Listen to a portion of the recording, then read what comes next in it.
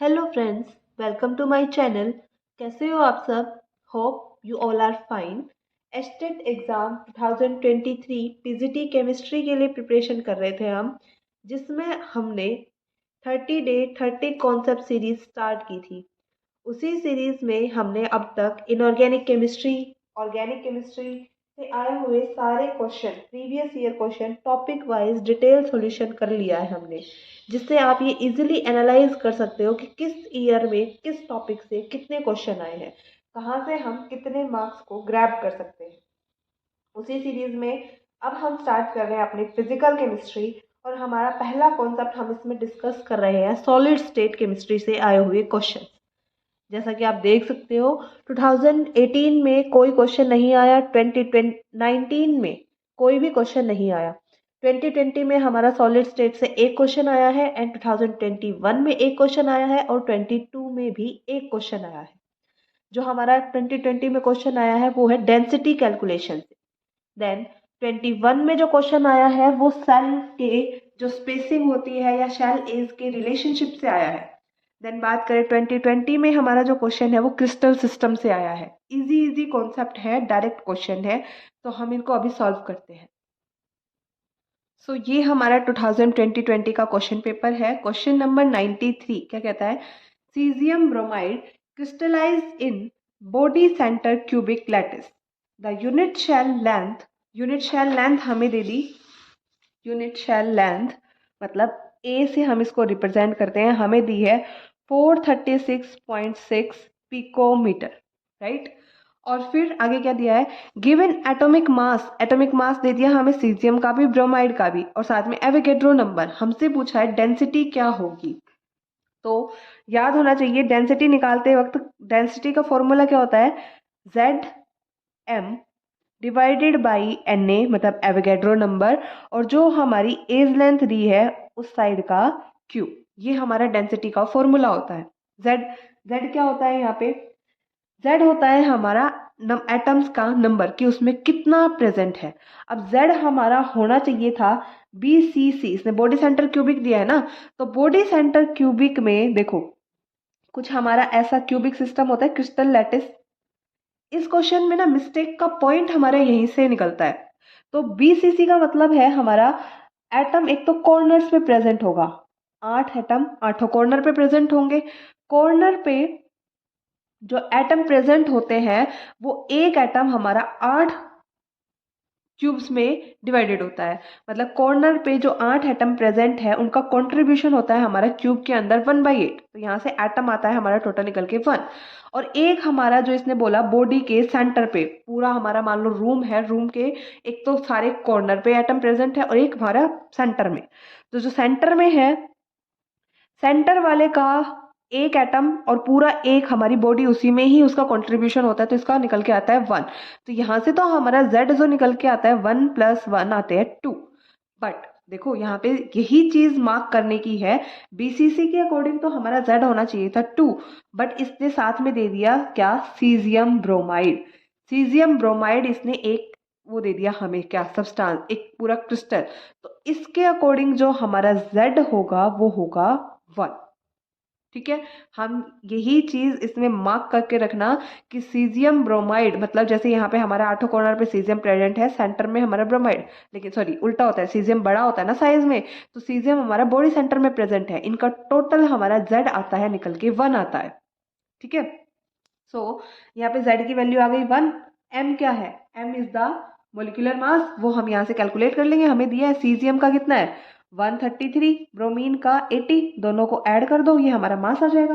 मास कितना आएगा? 213 ग्राम। इन दोनों को करेंगे कैलकुलेट, तो divided by N A, Avogadro number. वैसे तो ये याद भी होना चाहिए, बट हमें वैल्यू दी भी हुई है यहाँ पे 6.023 इंटू 10⁻23 मोल इनवर्स। ठीक है, और हमें ए की वैल्यू भी दी हुई है, राइट।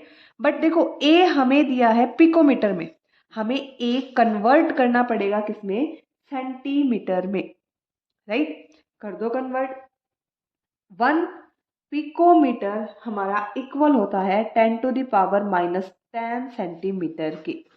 जब हम इसको कन्वर्ट करेंगे, यहाँ पे हमारा a क्यूब है, इस पूरे फॉर्मूले में वैल्यू पुट कर दो। अभी देखो डेंसिटी हमारी निकल के आएगी 1 into 213 gram divided by 6.022 10 to the power 23 into A की वैल्यू यहाँ पे मेरा कितनी है 436.6 इंटू 10 टू दी पावर -10 का क्यूब हो जाएगा। इजी है, हम इसको आराम से सॉल्व कर सकते हैं। जब इसको सॉल्व कर लोगे तो पूरी वैल्यू आएगी आपकी 4.25 ग्राम पर सेंटीमीटर क्यूब। थोड़ी सी बड़ी कैलकुलेशन है पर कोई बात नहीं, राउंड फिगर करके आराम से इसको इजीली सॉल्व कर सकते हैं। ध्यान रखने वाली बात क्या है कि यहाँ पे z की वैल्यू कितनी लेनी है। यहाँ पे z हम BCC को देख के नहीं लेंगे, यहाँ पे हम अपने क्रिस्टल को देख के z लेंगे। ओके, सो देखो ऑप्शन नंबर इसका 4 हमारा करेक्ट आंसर होगा। ऑप्शन नंबर 4 इसका करेक्ट आंसर होगा। That's all. डेंसिटी से हमारा यही एक ही क्वेश्चन आया था। नेक्स्ट हम मूव करें, नेक्स्ट है 2021 में आया हुआ क्वेश्चन नंबर 112। स्पेसिंग और शेल रिलेशन से ये क्वेश्चन है, देखते हैं। हमें दो लिस्ट दे दी, यहाँ पे हमारे क्रिस्टल टाइप दे दिए और यहाँ पे हमारी डी यानी कि स्पेसिंग और ये क्या है ए मतलब शेल लेंथ, उनके अंदर रिलेशनशिप दे दिया और हमसे पूछा है कि करेक्ट मैच क्या होगा इसका। अच्छा क्वेश्चन है ये, सॉल्व करते हैं इसको। Question number 112। पहले हम देखते हैं इसे क्या क्या हमें सिस्टम के टाइप दिए हैं। सारे सिस्टम हमें सॉल्व करने हैं। एक इसने दिया है हमें सिंपल क्यूबिक, FCC और BCC, हमें 3 दिए हैं, FCC BCC। सिंपल क्यूबिक जो है, देखो सिंपल क्यूबिक का मतलब हमारा क्यूब है और सिर्फ उसके कॉर्नर्स पे हमारे 8 ऐसे एटम प्रेजेंट है, ओनली ऑन कॉर्नर्स पे। फिर हमें दिया है FCC मतलब क्या होता है, एक तो हमारे 8 कॉर्नर पे तो एटम है ही है, ऐसे 4 5 6 7 8, साथ में फेसेस के सेंटर पे भी, ये अपर फेस, लोअर फेस के सेंटर पे, left face, right face, front face and then back face, faces के सेंटर पे। देन BCC अभी अभी हमने देखा भी था, 8 कॉर्नर पे एटम प्रेजेंट है और साथ में बॉडी के सेंटर पे एटम प्रेजेंट है। अब ये क्या है, हमारी शेल लेंथ या एज, सेल एज, इसको रिप्रेजेंट कर दिया हमने ए से, ये भी शेल एज है, ए से रिप्रेजेंट कर दिया। अब देखो अगर मैं इसको अच्छे से बनाऊंगी तो मेरे ये दोनों एटम है जो मेरे शेल के कॉर्नर पे प्रेजेंट है, किसी को भी उठा लो, ऐसे ये मेरा एक एटम प्रेजेंट होगा, ये ऐसे मेरा दूसरा एटम प्रेजेंट होगा, राइट। ये तो हम ऐसे एक बार रफली ड्रॉ कर लेते हैं, बट एटम का इलेक्ट्रॉन क्लाउड ऐसे फैला रहता है ना पूरे में, तो ये मेरी एक लेंथ है, ये पूरी कंप्लीट लेंथ मेरी ए है और ये एटम के लिए ये क्या है, इतनी इतनी रेडियस है, ये इसकी रेडियस, ये इसकी रेडियस। तो जहां से मेरा सीधा दिख रहा है जो एज लेंथ है वो मेरा होगा ट्वाइस ऑफ आर, और जो रेडियस है, रेडियस का डबल क्या होता है, डायमीटर। तो ये मेरा आ गया सिंपल क्यूबिक के लिए रिलेशनशिप। ऐसे ही FCC के लिए जब हम निकालेंगे तो यहाँ पे देखो सेंटर में भी प्रेजेंट है, फेस के सेंटर पे, तो जो मेरा यहाँ पे डायगोनल बनेगा कुछ ऐसा, देखो ये वाला अगर मैं कंसिडर कर लेती हूँ, कोई भी एक आप कंसिडर कर सकते हो, ऐसे मैंने ये वाला कंसिडर कर लिया, जस्ट ये वाला बाहर निकाल लिया मैंने, ध्यान से देखना। एक तो मेरा कॉर्नर पे प्रेजेंट है कुछ ऐसे, एक एटम मेरा पूरा ऐसे सेंटर में प्रेजेंट है, देन एक एटम अगेन ऐसे कॉर्नर पे प्रेजेंट है। ये वाला रिलेशन लिया ना मैंने डायगोनल का, डायगोनल पे ये तो पूरा आ रहा है सेंटर एटम, ये मेरा हाफ आ रहा है अंदर की तरफ, ये मेरा हाफ अंदर की तरफ आ रहा है। तो देखो ये आर मतलब रेडियस, यहाँ से आर, एक ये आर, ठीक है, देन ये आर, ये कितने हो गए कंप्लीट मिला के मेरे हो गए 4R। लेकिन ये क्या है, ये तो डायगोनल है ना, एक इक्वल नहीं होगा हमारा, ये जो रिलेशनशिप आएगा मेरा ऐसे, राइट। मैंने ये वाला फेस ले लिया है और उसके अंदर ये मेरा क्या है, डायगोनल है। एज लेंथ तो मेरा ये ए है, ये ए है, ये इसका क्या है, हाइपोटेनस हो गया ना, ये परपेंडिकुलर, ये बेस, ये हाइपोटेनस। तो अगर मैं पाइथागोरस निकालूं तो मेरी डायगोनल आ जाएगी ना। तो पाइथागोरस कैसे निकलती है, बेस का स्क्वायर प्लस परपेंडिकुलर का स्क्वायर इक्वल होता है किसके, हाइपोटेनस स्क्वायर के। हाइपोटेनस मेरे को निकालना है, बेस है मेरा ए स्क्वायर, परपेंडिकुलर है ए स्क्वायर, हाइपोटेनस मैं निकाल लूंगी। ये क्या आ गया, 2a square equals to hypotenuse square. Hypotenuse निकालेंगे तो स्क्वायर रूट ऑफ ट्वाइस और ए स्क्वायर का ए बचेगा। तो मेरा 4r इक्वल आ गया स्क्वायर रूट ऑफ 2a के। हमें तो a और d में रिलेशन निकालना था, तो इसको मैं इससे लिख सकती हूँ 2d। 2r को मैं डायगोनल लिख दिया, डायामीटर लिख दिया, equals to square root of a। तो यहाँ से मेरा डायामीटर आ गया square root of 2a divide by 2। Diameter मेरा आएगा a divide by square root of 2। Okay, ऐसे ही हम बीसीसी का निकालेंगे। देखो बीसीसी में अगर मैं निकालूं तो मेरा ये इस डायगोनल पे तो नहीं है, ये क्या है मेरा, एक ये फ्रंट वाला, ये एक बैक वाला, और इससे अगर मैं डायगोनल क्रॉस करूं तो ऐसे निकलेगा, राइट। जब हम बीसीसी में रिलेशनशिप निकालने लगेंगे तो हमारा क्या होगा, देखो ये हमारा बॉडी डायगोनल पे लाई कर रहा है। बॉडी डायगोनल पे जब हम यहाँ से परपेंडिकुलर डालेंगे तो हमारा एक ट्रायंगल बनेगा 3D में, कुछ देखो ऐसे, ये करके, और इस ट्रायंगल के ऊपर कहीं वो लाई करेगा हमारा। तो हमने निकाला है एक डायगोनल, अभी अभी हमने देखा फेस सेंटर से, वो आता है हमारा स्क्वायर रूट ऑफ 2a। इसका हम स्क्वायर करेंगे, साथ में हमारा a स्क्वायर, तो वो हमारी इस बार हाइपोटेनस आएगी जिसके ऊपर हमारा ये लाई करेगा। 3D में विजुअलाइज करना पड़ेगा भाई आपको, कोई और ऑप्शन नहीं है। जब इसका स्क्वायर खोलोगे तो 2a square plus a square equals to hypotenuse square. इस बार जो मेरी हाइपोटेनस आएगी स्क्वायर रूट ऑफ 3a के बराबर आएगी। और ऐसे ही जो बॉडी डायगोनल है, बॉडी डायगोनल मतलब अपने कमरे में जिसमें आप बैठे हो वहां एनालाइज करो, एक लेफ्ट साइड के डाउन कॉर्नर से राइट साइड के अपर कॉर्नर तक डायगोनल जाएगी, वहां मेरा क्या आएगा, 4r के इक्वल आएगा। 4r equals to root 3a आ जाएगा इससे।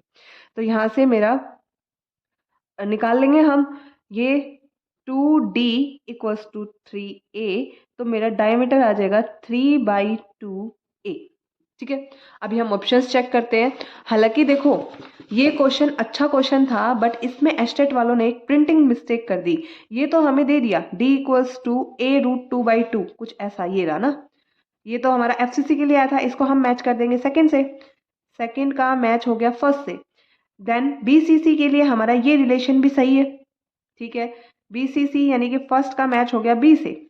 सिंपल क्यूबिक का अगर हम सी से मैच करते हैं तो इसमें एक मिस्टेक है, क्योंकि हमारा देखो यहाँ पे a इक्वल्स टू डी आया है, यहाँ पे a/2 दे दिया इसने, ये एक प्रिंटिंग मिस्टेक कर दी, इसलिए ये क्वेश्चन गलत हो गया। एस्टेट वालों को इसके लिए ग्रेस मार्क देना पड़ा था, बट जरूरी थोड़ी है एक बार गलती हुई तो बार बार होगी, हो सकता है इस बार इसको करेक्ट करके दे दे।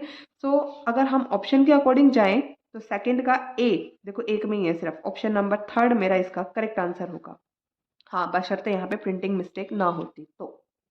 ओके, सो अब हम मूव करते हैं नेक्स्ट क्वेश्चन पे।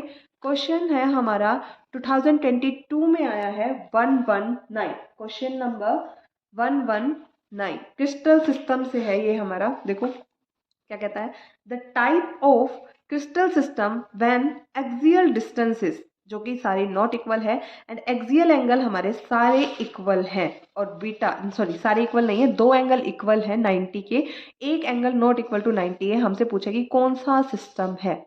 देखो सिस्टम भाई, देखो मैं तो इस तरीके से याद रखती हूँ, यहाँ पे मेरा CTOMTHR, इसकी ट्रिक मैं बता दूं आपको। यहाँ पे हम लेते हैं क्यूट आवर, MOTHER,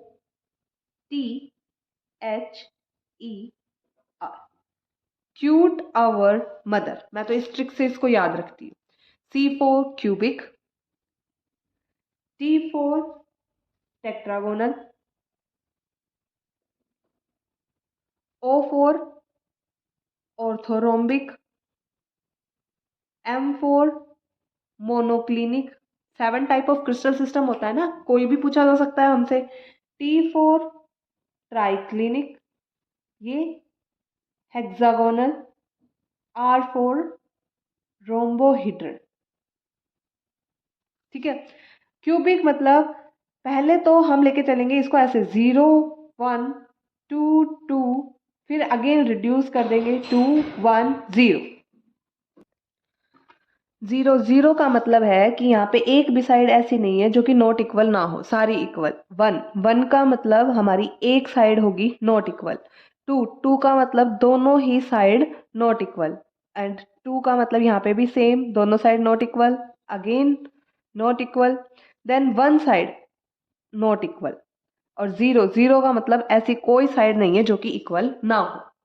देन बात करें एंगल, एंगल क्राइटेरिया, क्यूबिक में हमारे तीनों एंगल इक्वल होंगे और 90 डिग्री के भी इक्वल होंगे। टेट्रागोनल में भी सेम आएगा एंड ऑर्थोरोम्बिक में भी सेम, तीनों एंगल हमारे इक्वल होंगे। देन बात करें मोनोक्लिनिक, मोनोक्लिनिक में होता है हमारा alpha equals to beta equals to 90, but एक एंगल जो है वो नॉट इक्वल टू 90 होगा। और हमारे क्वेश्चन में हमसे यही पूछा गया है। मोनोक्लिनिक आंसर तो आ गया, बट एक बार बाकी भी सॉल्व कर लेते हैं। ट्राइक्लिनिक, ट्राइक्लिनिक में हमारे तीनों ही एंगल इक्वल नहीं होंगे और ना ही वो 90 के इक्वल होंगे। देन हेक्सागोनल, हेक्सागोनल में दो एंगल तो हमारे 90 के इक्वल होंगे बट एक एंगल हमारा 120 के इक्वल होगा। देन रोम्बोइड्रल, रोम्बोइड्रल में ना तो एंगल एक दूसरे के इक्वल होंगे और ना ही, सॉरी सॉरी सॉरी ये तो मोनोक्लिनिक की कंडीशन है भाई। यहाँ पे एंगल इक्वल तो होंगे लेकिन 90 के इक्वल नहीं होंगे। सो मोनोक्लिनिक यानी कि ऑप्शन नंबर 4 हमारा इसका करेक्ट आंसर होगा। बाकी इससे एक्स्ट्रा क्वेश्चन आपका यही पूछा जा सकता है कि जैसे हमारा क्यूबिक है, सारे साइड इक्वल, सारे एंगल इक्वल, इसको हम बोलते हैं सिमेट्रिक क्रिस्टल। ये हमारा मोस्ट सिमेट्रिक क्रिस्टल है। और बात करें अगर ट्राइक्लिनिक की, ट्राइक्लिनिक में ना तो कोई भी साइड इक्वल है ना कोई भी एंगल इक्वल है, ये है हमारा मोस्ट एसिमेट्रिक या unsymmetric crystal system. That's all for today. Solid state से हमारे यही 3 क्वेश्चन आए थे, तीनों हमने डिस्कस कर लिए हैं। बाकी के कॉन्सेप्ट वन बाय वन हम अपने चैनल पे शेयर करते रहेंगे। चैनल को लाइक शेयर एंड सब्सक्राइब जरूर करना। Thank you.